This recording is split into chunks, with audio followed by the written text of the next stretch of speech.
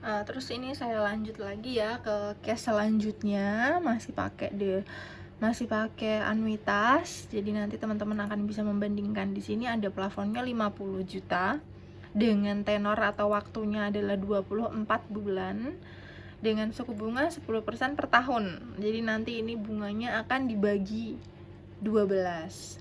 Terus untuk menghitung angsuran per bulan di sini caranya bisa dengan menghitung ini suku bunga dibagi dengan 12, terus nanti akan dicari dengan rumus ada PMT gitu ya.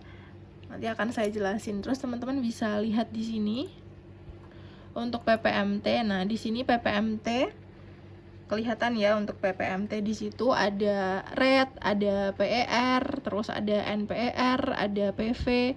Nah, kalau yang FV sama type ini opsional, bisa diisi atau enggak, boleh. Terus untuk rate di sini maksudnya itu adalah bunga per tahunnya. Terus untuk PER di sini adalah periode pembayaran ke berapa. Terus NPER di sini adalah jumlah periodenya dan PV-nya di sini adalah jumlah pinjaman atau plafon.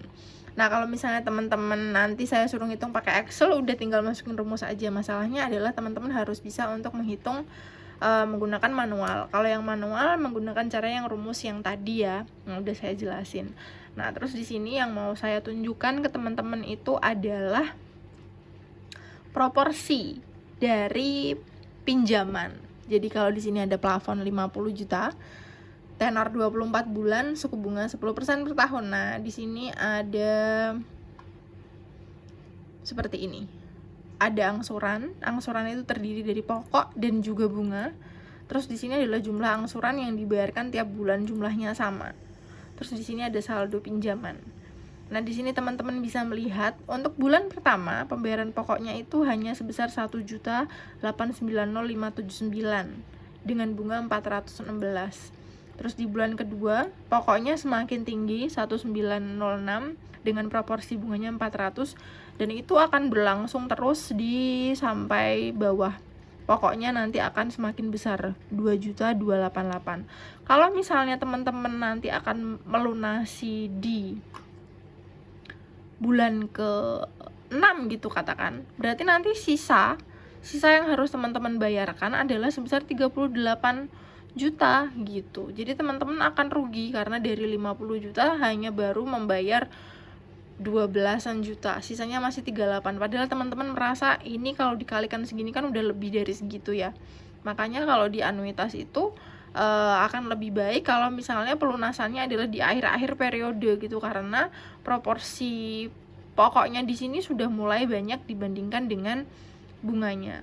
Terus kalau untuk perhitungan dengan bunga anuitas, total yang teman-teman bayarkan antara pokok dan bunga totalnya adalah 55.373.911,61. Jadi dari 50 udah ditambah bunga dan lain-lain, total yang teman-teman bayarkan adalah sebesar 55.373. Sekarang kita lihat case-nya di bunga flat. Bunga flat itu adalah perhitungan bunga di mana jumlah angsurannya setiap bulan sama dengan jumlah pokok dan jumlah bunganya juga sama. Bunga ini dihitung dari ini dibagi dengan 12. Jadi plafon dikali dengan suku bunganya terus bagi 12, udah ketemu bunga. Terus kalau untuk pokoknya berarti adalah ini dibagi dengan 24 bulan. Jadi untuk jumlah angsurannya nanti tinggal menjumlahkan antara pokok ditambah dengan bunga. Itu terus sampai ke bulan 24. Nah, kalau teman-teman lihat di sini ternyata di akhir periode uang yang teman-teman bayarkan adalah sebesar 60 juta. Jadi pokoknya 50, teman-teman harus bayar 10% dari 50, 10 juta. Yang totalnya 60. Beda sekali dengan anuitas yang hanya membayar sebesar 55 juta totalnya.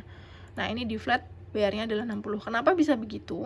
Karena kalau di bunga flat itu cuman menghitung udah pokok ditambah bunga ketemu jumlah angsuran.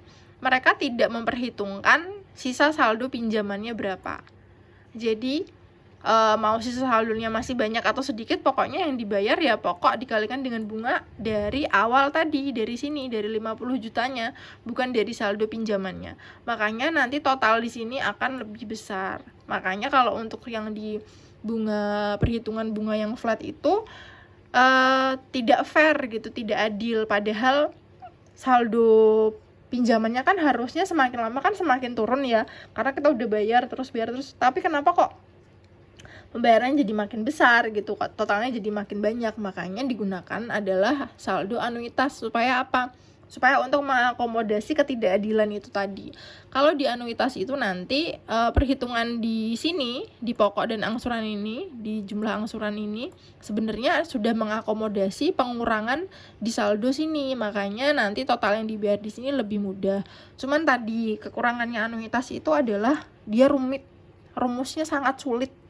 Bukan sangat sulit sih, rumusnya rumit, neriti gitu satu-satu, tapi banyak digunakan di perhitungan pinjaman karena melihat keadilan tadi. Sudah ngurangin pokoknya, tapi ternyata ini kalau udah ngurangin pokok berarti nanti total yang dibayarkan di bawah itu jadi lebih kecil. Tapi kalau misalnya kita pakai yang flat, ngitungnya lebih gampang, udah tinggal ngali pokok ditambah dengan bunga, ketemu jumlah angsuran, udah gitu aja tiap bulan. Tetapi ternyata di akhir periode jumlah uang yang kita bayarkan ternyata lebih besar dibandingkan dengan kalau kita pakai yang anuitas. Nah, ini supaya teman-teman bisa mencermati perbedaan antara anuitas dengan flat.